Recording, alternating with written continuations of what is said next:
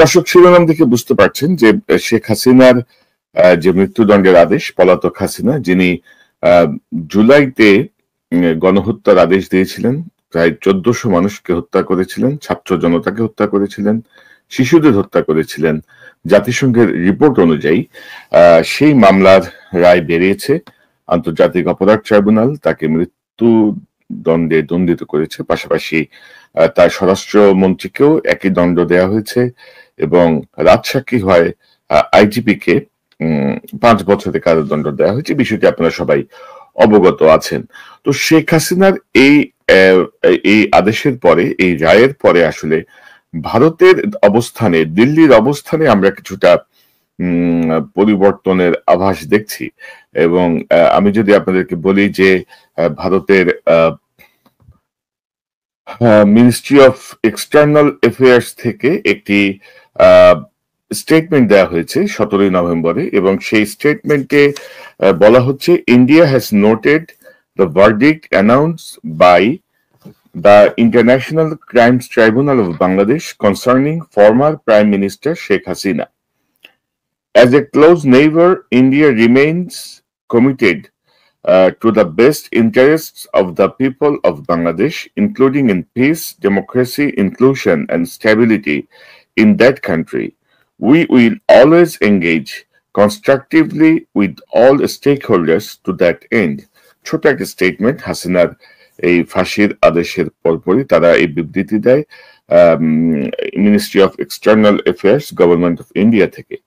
তো এই এই এই যে স্টেটমেন্ট, এই স্টেটমেন্টের বাংলাটা করার আগে আমি আপনাদেরকে স্টেটমেন্টটাকে আমি একটু বিশ্লেষণ করার চেষ্টা করেছি। আমাদের কয়েকজন ডিপ্লোম্যাটের সঙ্গে কথা বলেছি বা অন্যান্য বিষয়গুলো নিয়ে কথা বলেছি, এবং হাসিনাকে ভারত আশ্রয় দেওয়ার পর থেকে হাসিনাকে রক্ষা করার জন্য বা হাসিনার ব্যাপারে তাদের যে বাড়াবাড়ি রকমের যে আন্তরিকতা, তাকে যেভাবে প্রোটেকশনে রাখা, যা কিছু, এই স্টেটমেন্টটার মধ্য দিয়ে মনে হচ্ছে যেন সে অবস্থান থেকে দিল্লি সরে আসছে।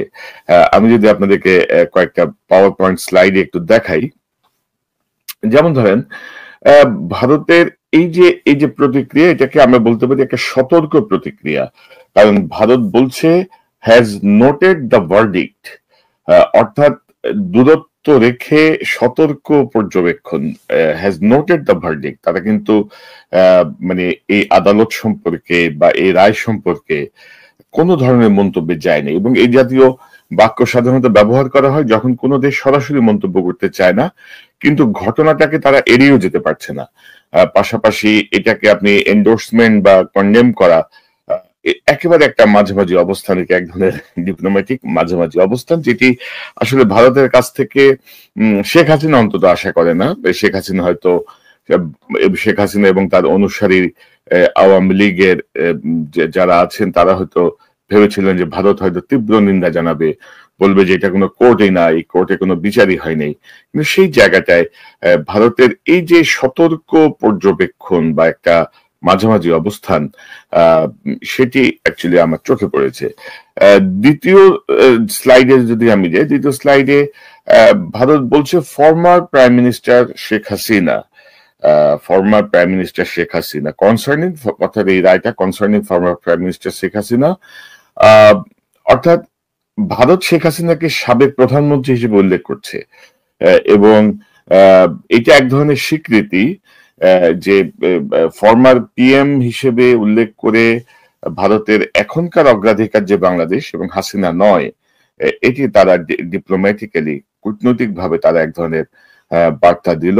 এবং তারা এখন ভারত ধরেন এখন হাসিনা কেন্দ্রিক নীতির বদলে বাংলাদেশ গভর্নমেন্ট বা এবং পিপল সেন্ট্রিক পলিসিতে সরে আসছে। তার পরবর্তী যে বিবৃতির লাইনগুলো, সেখানে এটি আরো বোঝা যাবে। আমি যদি 3 নম্বর স্লাইডে যাই, এখানে তারা ভারত বলছে যে তারা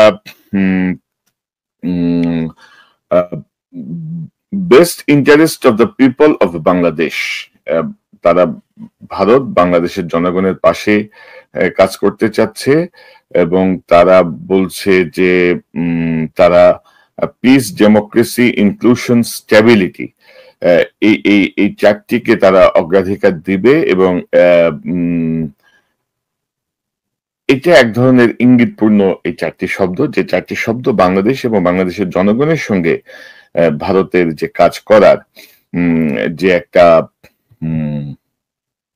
ইচ্ছা সেটি বোঝা যাচ্ছে এবং এই শব্দগুলো খুব সাবধানে বেছে নেওয়া হয়েছে। এটা একজন যারা ডিপ্লোমেট আছেন তাদের বিষয়গুলো আরো ভালোভাবে হয়তো ব্যাখ্যা করতে পারতেন, কিন্তু আমি জাস্ট একটা আউটলাইন দেওয়ার জন্য আজকের অনুষ্ঠানটা বসলাম আপনাদের সাথে। এটা এক ধরনের একটা সফট রিমাইন্ডার, বাংলাদেশের শান্তি, অন্তর্ভুক্তি, স্থিতিশীলতা যে দরকার সেটা তারা অতীতে অনেকে বলছে যে হাসিনা সরকারের অধীনে এই বিষয়গুলো প্রশ্নের মুখে ছিল এবং বাংলাদেশের মানুষ খুব ভুক্তভোগী। হাসিনা এই যে শান্তি, অন্তর্ভুক্তি, স্থিতিশীলতার জায়গাটায় বাংলাদেশের মানুষের উপর এক ধরনের নিপীড়ন, নিষ্পেষণ চালিয়েছে, গুম খুনের রাজত্ব চালিয়েছে। সেই জায়গাটা থেকে ভারত সরাসরি কিছু না বললেও তারা বলছে যে peace, democracy, inclusion and stability, এই পরোক্ষ বার্তার মাধ্যমে তারা বলছে যে অশান্তি, একচেটিয়া ক্ষমতা বা অগণতান্ত্রিক ব্যবস্থাকে ভারত চায় না। আমি যদি পরবর্তী স্লাইডে যাই, পরবর্তী স্লাইডে ভারত বলছে যে এঙ্গেজিং অল স্টেক হোল্ডার্স, অর্থাৎ সব পক্ষের সঙ্গে যুক্ত হওয়ার ঘোষণা। India will engage with all stakeholders, আমরা সব পক্ষের সঙ্গে কাজ করব। মাল্টি ডিরেকশনাল ডিপ্লোম্যাসি, এটা হচ্ছে বহুমুখী কূটনৈতিক যোগাযোগ, অর্থাৎ নতুন রাজনৈতিক শক্তিগুলোকে যে ভারত গুরুত্ব দিবে, রাজনৈতিক দলের উপর, একটি রাজনৈতিক দলের উপর যে নির্ভরশীলতা ভারতের, সেখান থেকে যে ভারত বেরিয়ে আসছে এবং এই যে ট্রানজিশন পিরিয়ড, এই ট্রানজিশন পিরিয়ডে যে সবাই এঙ্গেজ করবে ভারত, এই লাইনের মাধ্যমে এরকম একটা ইঙ্গিত আমরা পাচ্ছি। তারপরে আমরা যদি দেখি বাংলাদেশের যে নতুন যে রাজনৈতিক যে বাস্তবতা, বাংলাদেশের এই যে নতুন যে রাজনৈতিক বাস্তবতা, সেই বাস্তবতায় নিয়ে ভারতের এই যে রায় নিয়ে যে প্রশ্ন না তোলা, নতুন ক্ষমতা কাঠামো মেনে নেওয়ার যে প্রস্তুতি এবং সব মিলিয়ে বাংলাদেশের যে নতুন যে রাজনৈতিক বাস্তবতা দিকে বাংলাদেশ এগুচ্ছে, হাসিনা মুক্ত যে রাজনৈতিক বাস্তবতা, সেই বাস্তবতায় আসলে ভারতের যে স্টেটমেন্ট, সেই স্টেটমেন্ট বলছে যে তারা এইটাতে অনেকটা মেনে নিয়েছে বলা চলে আর কি, এমন একটা অবস্থা আমরা দেখছি। পাশাপাশি ভারতের এই বিষয়গুলো আমরা আলোচনা করেছি। তো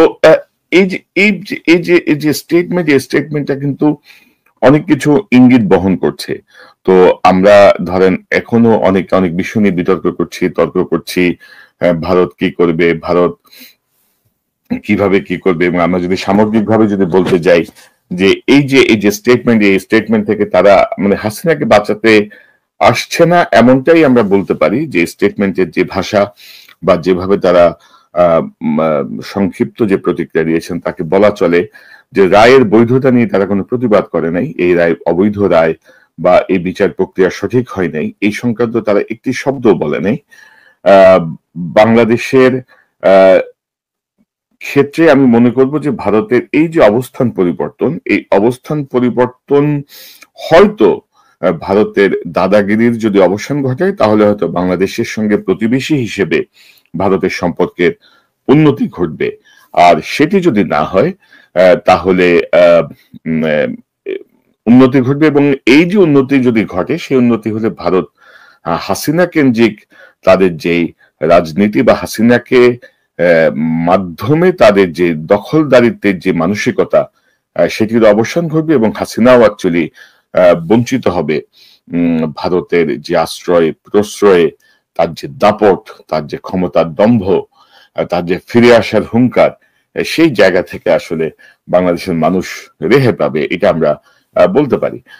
পাশাপাশি আমি যদি আপনাদেরকে দেখাই যে বিশ্বের প্রায় সকল গণমাধ্যম অত্যন্ত গুরুত্ব সহকারে হাসিনার এই রায় নিয়ে সংবাদ প্রকাশ করেছে এবং অধিকাংশ গণমাধ্যমে অর্থাৎ ভারতের কিছু গণমাধ্যম ছাড়া অধিকাংশ গণমাধ্যমে এই আদালতকে নিয়ে বা এই প্রক্রিয়া নিয়ে কোনো ধরনের কোনো প্রশ্ন উত্থাপন করা হয়নি। তো এটিও এক ধরনের অর্জন বলা চলে এবং জাতিসংঘ সহ কয়েকটি মানবাধিকার সংগঠন অবশ্য ফাঁসির বিষয়টি নিয়ে আপত্তি জানিয়েছে। পাশাপাশি কেউ কেউ বলার চেষ্টা করছেন, বিশেষ করে আওয়ামী পন্থী বা হাসিনার দ্বারা পরিপুষ্ট বুদ্ধিজীবী, ভারতের বুদ্ধিজীবী, বাংলাদেশের বুদ্ধিজীবী, তারা অনেকে বলার চেষ্টা করছেন যে বিচার প্রক্রিয়া সঠিক ছিল না, আসামিদেরকে ডিফেন্ড করতে দেওয়া হয় নাই, দুজনের অনুপস্থিতিতে বিচার হয়েছে, ইত্যাদি ইত্যাদি ইত্যাদি। কিন্তু দর্শক, একটি বিষয়, আইনের যে বিষয়টা এখানে অত্যন্ত গুরুত্বপূর্ণ, সেটি হচ্ছে, আমি ধরেন সকল জটিলতা বাদও দিলাম, ধরেন 3 জন মিলে বা 10 জন মিলে যখন একটি অপরাধ সংগঠন করে, একটি চুরি করে, ডাকাতি করে বা খুন করে বা কোনো একটা অপকর্ম করে, সেই 10 জনের মধ্যে একজন যদি বলে যে আমি রাজসাক্ষী হব এবং আমি পুরো ঘটনাটা সবিস্তারে বয়ান করব, যে কিভাবে কি হলো, কিভাবে কে কি করেছে, কার অবস্থান কি ছিল, কোন প্রেক্ষিতে কিভাবে এই ঘটনাটি সংঘটিত হলো, এই হত্যাটি সংঘটিত হলো, তাহলে কিন্তু আমি পৃথিবীর অন্য দেশের আইনের খবর জানি না, বাংলাদেশের আইনে এই বিধানটি আছে, ভারতেও আছে, খুব সম্ভবত ব্রিটিশ লতেও আছে, যে রাজসাক্ষী হলে এই মামলাটার কিন্তু আর অন্য কোনো সাক্ষী, প্রমাণ, যুক্তি, তর্ক এগুলোর অবসান নেই। তো এই মামলায় যিনি রাজসাক্ষী, তিনি পুলিশ প্রধান ছিলেন, পুলিশের আইজিপি ছিলেন। তো তার যে সাক্ষ্য, এটি অত্যন্ত গুরুত্বপূর্ণ এবং এই সাক্ষ্যের পরে আসলে এগুলো হচ্ছে ফালতু কথা, যে আসামিরা আত্মপক্ষ সমর্থন করতে পারে নাই, যুক্তি তর্ক হয় নাই, এগুলো। এবং আমি তো দেখলাম যে হাসিনার পক্ষে রাষ্ট্র নিয়ন্ত্রিত যে আইনজীবী, সে আইনজীবী কিন্তু অনেক কড়া কড়া কথাও বলেছেন আদালতে, এমন হাসিনাকে ডিফেন্ড করতে যে অনেক কড়া কড়া বক্তব্য তিনি উপস্থাপন করেছেন। তো রাজসাক্ষীর বিষয়টা আমি জানি না, অনেকে যারা বলছেন বা বা কিছু মানবাধিকার সংস্থা যখন বলছে, তখন তারা এই বিষয়টি জানে কিনা, যে অপরাধের শাস্তির জন্য মূল বিষয় হচ্ছে অপরাধটি প্রমাণ হওয়া, এবং সেই প্রমাণের জন্য সবচেয়ে বড় প্রমাণ হচ্ছে একজন রাজসাক্ষী, যিনি পুলিশের আইজিপি ছিলেন। তো আশা করি এই বিষয়টি আপনারা সহজভাবে বুঝতে সক্ষম হবেন। পাশাপাশি আমি আপনাদেরকে ভারতের যে পত্রিকা আনন্দবাজার, সেই আনন্দবাজারের কয়েকটা সংবাদ দেখাবো। আনন্দবাজার গতকাল থেকে বেশ কয়েকটি সংবাদ করেছে হাসিনাকে নিয়ে, অত্যন্ত গুরুত্ব সহকারে হাসিনাকে নিয়ে সংবাদ করছে তারা। এবং আমি যদি কয়েকটা সংবাদ আপনাদেরকে দেখাই, ধরেন এই সংবাদটা শিরোনাম হচ্ছে হাসিনাকে ফেরত চায় ঢাকা, ইউনূসদের আহ্বানে কি সাড়া দেবে নয়াদিল্লি, বিবৃতি জারি মোদী সরকারের বিদেশ মন্ত্রকের। এটি 17 নভেম্বরের সংবাদ। এবং এই আনন্দবাজারকে সাধারণত বলা হয় যে বিজেপি ধারার পত্রিকা, বিজেপি পন্থী পত্রিকা। এবং আনন্দবাজার কিন্তু কিছুদিন আগেও হাসিনাকে নিয়ে, ইউনূসের বিরুদ্ধে, ডক্টর ইউনূসের সরকারের বিরুদ্ধে নানাভাবে কিন্তু লেগেছিল। তো আপনি যদি দেখেন যে এই অপরাধ, এই যে সংবাদ, এই সংবাদে এখানে লেখা হচ্ছে, তারা লিখছে যে মানবতা বিরোধী অপরাধের সংবাদ, হাসিনা এবং বাংলাদেশের প্রাক্তন প্রধানমন্ত্রী, স্বরাষ্ট্রমন্ত্রী আসাদুজ্জামান খানকে মৃত্যুদণ্ড দেয় আন্তর্জাতিক অপরাধ ট্রাইব্যুনাল। তবে তারা কেউই বাংলাদেশে নেই, রয়েছেন ভারতে। ফাঁসির সাজা ঘোষণার পরেই ভারত সরকারের কাছে হাসিনাকে ফেরত চেয়েছে বাংলাদেশের অন্তর্বর্তী সরকার। এটি হচ্ছে একটি সংবাদ। আমি যদি আরেকটি সংবাদ আপনাদেরকে দেখাই, এই সংবাদটি অত্যন্ত গুরুত্বপূর্ণ। এই সংবাদটি গুরুত্বপূর্ণ এই কারণে যে এই সংবাদে ভারত বাংলাদেশের যে প্রত্যর্পণ চুক্তি, সেই প্রত্যর্পণ চুক্তি নিয়ে আলোচনা করা হয়েছে। তারা লিখেছেন, আনন্দবাজার লিখেছেন। এবং আমি যদি সংবাদের প্রথম থেকে যাই, যে ফাঁসির সাজাপ্রাপ্ত হাসিনাকে কি বাংলাদেশের হাতে তুলে দিতেই হবে ভারতকে, কি বলছে আইন, কি কি রয়েছে দুদেশের চুক্তিতে। এবং আপনি যদি দেখেন যে এখানে তারা কিন্তু সরাসরি লিখছে ফাঁসির সাজাপ্রাপ্ত হাসিনাকে। এবং রিপোর্টের কোথাও, আমি খুব খুঁটিয়ে সকল পত্রিকাটা পুরাটা পড়ার চেষ্টা করলাম, কোথাও ভারতের যে মিনিস্ট্রি অফ এক্সটার্নাল অ্যাফেয়ার্স, মানে পররাষ্ট্র মন্ত্রণালয়ের যে ভাষ্য, সে ভাষ্যের মতোই আসলে তারা কোথাও কোনো প্রশ্ন তোলে নাই এই বিচার এবং সাজা নিয়ে। তারা বলছে যে উম, তারা নতুন করে এখানে লিখছে যে মানবতা বিরোধী অপরাধে হাসিনাকে ফাঁসির সাজা শুনিয়েছে বাংলাদেশের আন্তর্জাতিক অপরাধ ট্রাইব্যুনাল। হিংসায় উস্কানি দেয়া, হত্যার নির্দেশ এবং দমন পীড়ন আটকানোর ক্ষেত্রে পুলিশকে নিষ্ক্রিয় রাখা, এই ৩ অভিযোগে বাংলাদেশের প্রাক্তন প্রধানমন্ত্রী শেখ হাসিনাকে দোষী সাব্যস্ত করেছে ট্রাইব্যুনাল। বর্তমানে ভারতে রয়েছেন আওয়ামী লীগ নেত্রী হাসিনা। ইতিমধ্যেই বাংলাদেশের অন্তর্বর্তী সরকারের আইন উপদেষ্টা আসিফ নজরুল জানিয়েছেন হাসিনাকে ফেরাতে ভারতের কাছে আবারও চিঠি দেবেন তারা। এবং আমি যদি এই সংবাদের ভেতর দিকে যাই তাহলে আমরা দেখব যে তারা একেবারে একটা কার্ড বানিয়ে তারা দিয়েছেন এবং তারা এখানে বলছেন যে হাসিনাকে ফাঁসির সাজা, কি কি অভিযোগ প্রমাণিত, উস্কানিমূলক মন্তব্য প্রমাণিত, আন্দোলনকারীদের হত্যার নির্দেশ প্রমাণিত, বিক্ষোভকারী ছাত্র আবু সাইদকে হত্যার নির্দেশ প্রমাণিত, চানখাঁরপুলের 6 জনকে গুলির নির্দেশ প্রমাণিত, আশুলিয়ায় 6 জনকে পুড়িয়ে যে খুন করা হয়েছে তাতেও তিনি সে অপরাধও প্রমাণিত এবং কিসে শাস্তি পেয়েছেন তিনি।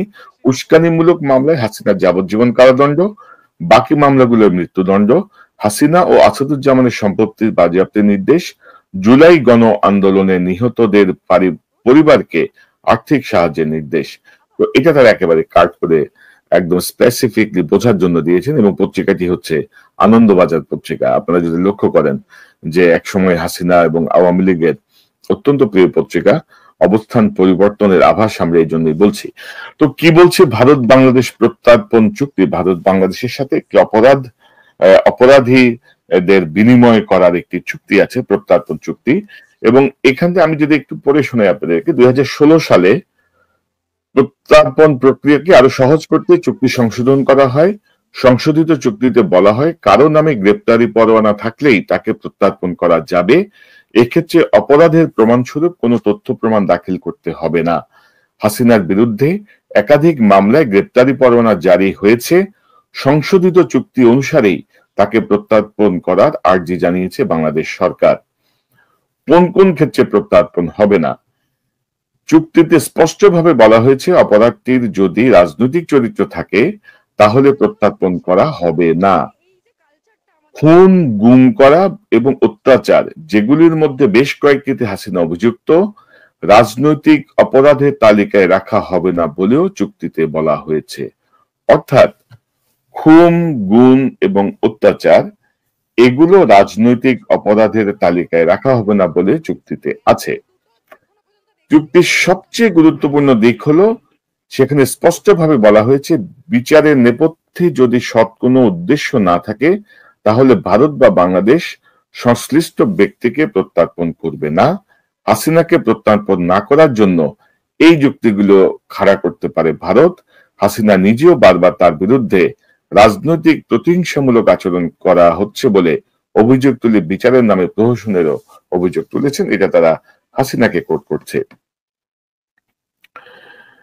এখন হাসিনার বিরুদ্ধে যে অভিযোগ বা হাসিনার বিরুদ্ধে যে বিচার, সেই বিচারের একটা মূল ভিত্তি হচ্ছে জাতিসংঘের যেই তদন্ত রিপোর্ট, এই জুলাই গণহত্যাকে নিয়ে জাতিসংঘের যে রিপোর্ট, সেই রিপোর্ট আসলে ওয়ার্ল্ড ওয়াইড মানে পৃথিবী জুড়ে সমাদৃত এবং সবাই এটি মেনে নিয়েছে এবং সেটি হচ্ছে মূল ভিত্তি। হাসিনা এখন বলছে তাকে হেগে যে আন্তর্জাতিক আদালত আছে সেখানে পাঠানো হোক, সেখানে পাঠানো আরো ভালো। আন্তর্জাতিক আদালতে গেলে এই জাতিসংঘের রিপোর্ট, এবং জাতিসংঘ কিন্তু বলেছে এই রিপোর্ট প্রণয়নের সময়, প্রকাশের সময়, যে তাদের কাছে সকল ধরনের তথ্য, সাক্ষ্য, প্রমাণ এগুলো ফরেনসিক করা আছে, ছবির ফরেনসিক করা আছে, অডিও ভিডিও ফরেনসিক করা আছে এবং সব মিলিয়ে তারা যদি প্রয়োজন হয় তারা সেই সাক্ষ্য প্রমাণ সরবরাহ করবেন। তো আমরা চাই প্রয়োজনে আন্তর্জাতিক আদালতেও এই মামলাটি অবশ্যই যেতে পারে, কারণ কোনোভাবেই এই মামলা টিকবে না। তো এখন ধরেন যে প্রত্যর্পণের জায়গাটা নিয়ে যে কথাগুলো বলা হচ্ছে সেখানে হচ্ছে যে স্পষ্টভাবে বলা হয়েছে যে বিচারের নেপথ্যে যদি কোনো সৎ উদ্দেশ্য না থাকে, তো এই বিচারের পিছনে তো কোনো অসৎ উদ্দেশ্য কারো নাই। এটি গণহত্যাকারী একজন প্রধানমন্ত্রী, যার প্রধানমন্ত্রিত্ব আসলে অবৈধ প্রধানমন্ত্রী, গায়ে জোরে নির্বাচন ছাড়াই যিনি ক্ষমতায় বসেছিলেন, তিনি ক্ষমতাকে নিষ্কণ্টক করার জন্য অসৎ উদ্দেশ্যে যেভাবে গুম খুন করেছেন, গুম খুনের বিচার তো এখনো হয়ই নাই, যেভাবে আন্দোলনকে তিনি যেভাবে দমন করেছেন, সেটি তো রাজনৈতিক কোনো অসৎ উদ্দেশ্য নয়, এবং তার এই বিচারটা অত্যন্ত সৎ উদ্দেশ্যে করা হয়েছে, এবং আমি মনে করি যে ভারত এই বিষয়টি বিবেচনা করবে। তো আমরা অনুষ্ঠানের শেষ দিকে আমি একটা রিপোর্ট দেখাতে চাই।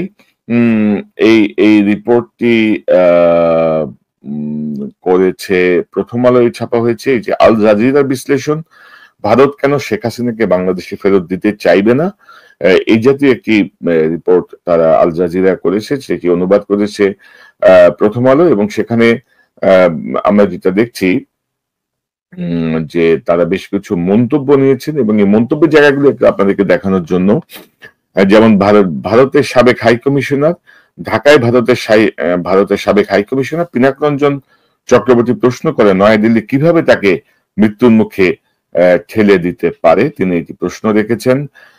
পাশাপাশি আমি যদি আদৌ দু একটা শেখ মুজিবের মেয়েকে এইসব প্রসঙ্গ এনে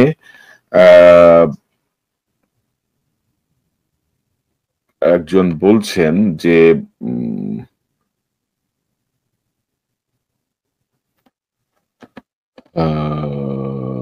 রাজনৈতিক বিশ্লেষকের কয়েকজনের নাম আমি যদি বলি, নয়াদিল্লির জওহরলাল নেহরু বিশ্ববিদ্যালয়ের দক্ষিণ এশিয়া অধ্যয়ন বিভাগের অধ্যাপক সঞ্জয় ভরদ্বাজ বলেন, ভারতে এই ঘটনাকে হাসিনার মামলা, বাংলাদেশের ক্ষমতাসীন রাজনৈতিক শক্তিগুলো রাজনৈতিক প্রতিশোধ হিসেবে দেখছে। ভরদ্বাজ আরো বলেন, নয়াদিল্লি মনে করে বর্তমানে বাংলাদেশে ভারত বিরোধী শক্তি ক্ষমতায় আছে। ইউনূস প্রায় ভারতের সমালোচনা করেন।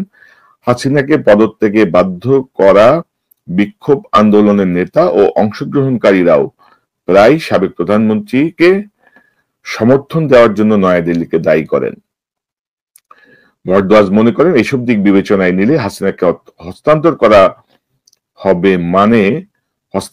করার মানে হবে ভারত বিরোধী শক্তিকে বৈধতা দেয়া।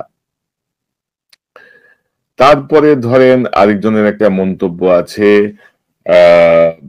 তিনি হচ্ছেন গিয়ে অত্যন্ত পরিচিত ভারতের জিন্দাল গ্লোবাল ইউনিভার্সিটি দক্ষিণ এশিয়া বিষয়ক বিশেষজ্ঞ অধ্যাপক শ্রী রাধা দত্ত বলেন, হাসিনার বিষয়ে ভারত জটিলতার মধ্যে পড়েছে, কিন্তু বাংলাদেশে তার প্রতি জনগণের ক্ষোভকে তারা উপেক্ষা করতে পারে না।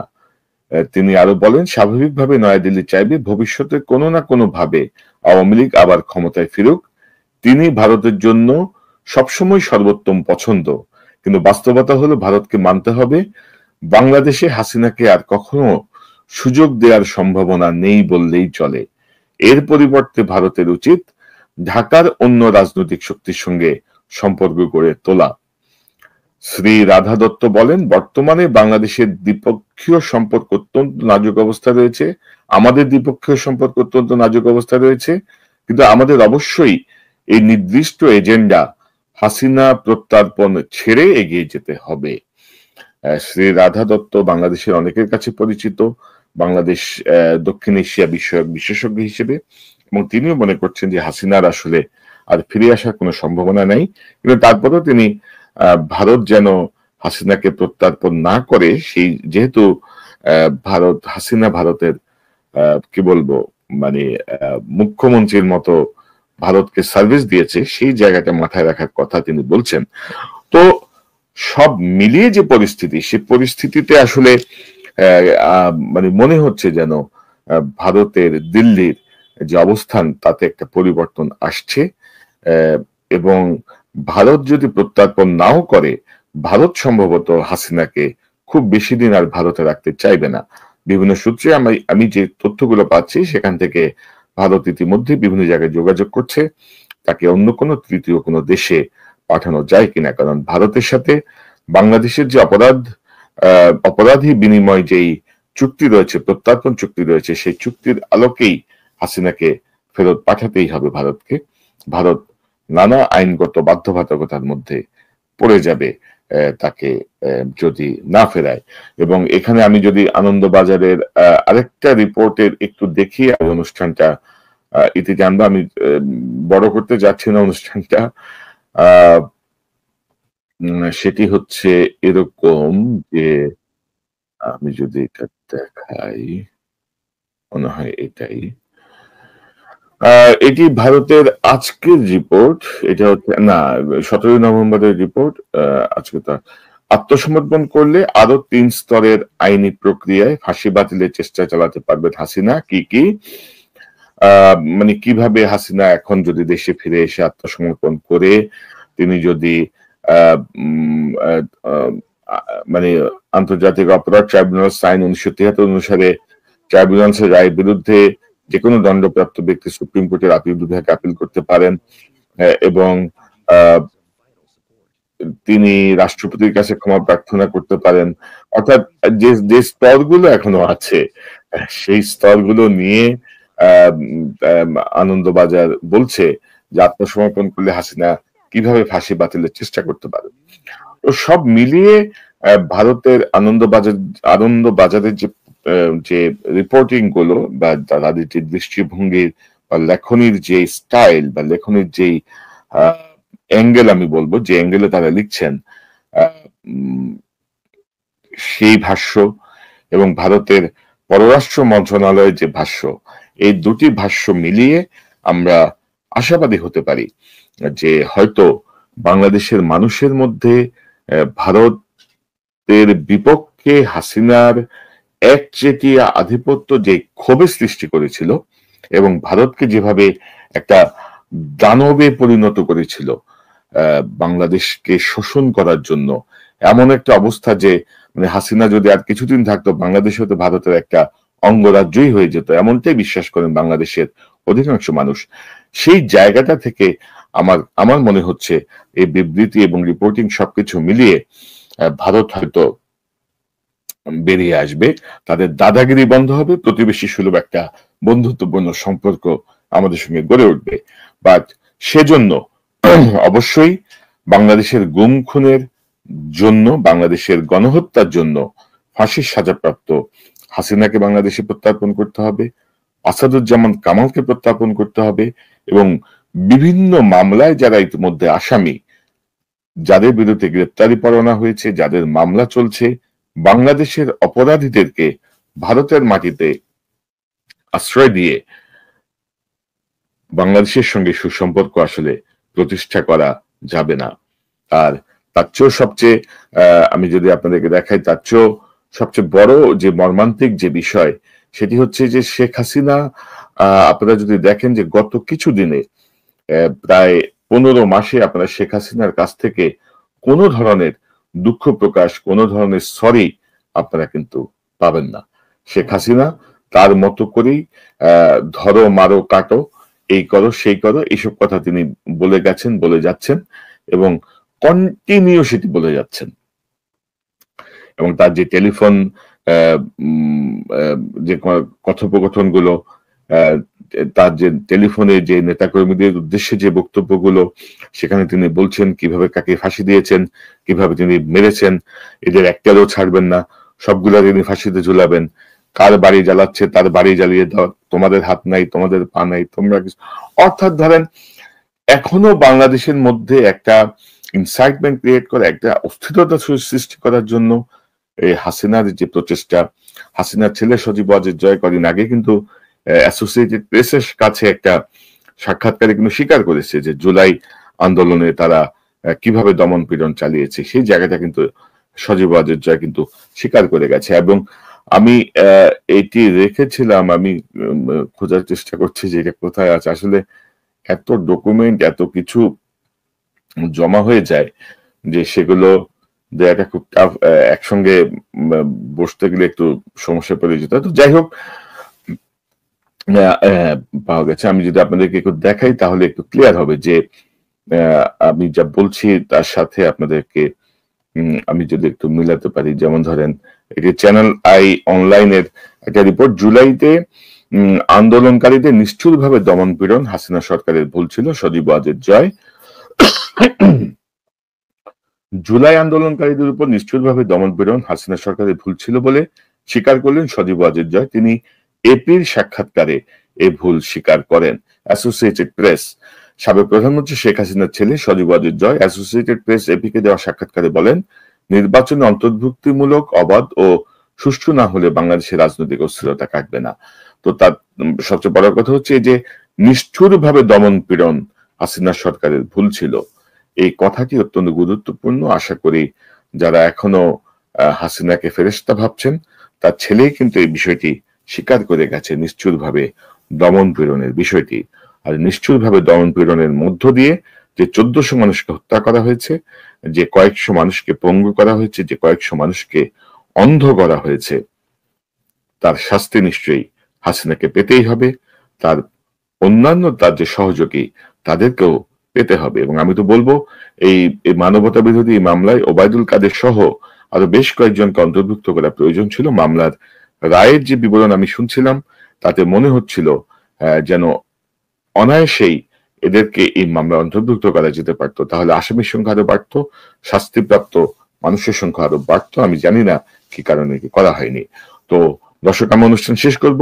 সর্বশেষ কথা, যারা নিষ্ঠুরভাবে দমন পীড়ন চালিয়ে এতগুলো মানুষকে হত্যা করেছে, তাদের সর্বোচ্চ শাস্তি মৃত্যুদণ্ডই, এবং সেটি বাংলাদেশের মাটিতে ইনশাল্লাহ কার্যকর হবে, যেন ভবিষ্যতে বাংলাদেশে কোনো ফ্যাসিবাদ, বাংলাদেশে কোনো স্বৈরাচার, বাংলাদেশে কোনো একনায়ক জন্ম না নিতে পারে, যারা মানুষের অধিকারকে কেড়ে নেবে, ভোটাধিকার কেড়ে নেবে, মত প্রকাশের স্বাধীনতা কেড়ে দেবে, সাংবাদিকদের অধিকার কেড়ে নেবে, লুটের রাজত্ব কায়েম করবে। সেই দৃষ্টান্ত স্থাপনের জন্য আমাদেরকে এ পথেই এগুতে হবে। এবং আমরা আশা করি ভারত তার সর্বশেষ স্টেটমেন্টের মতো বাংলাদেশের জনগণের পাশে এসে দাঁড়াবেন, বাংলাদেশের জনগণের সঙ্গে বন্ধুত্ব গড়ে তুলতে তাদের সর্বোচ্চ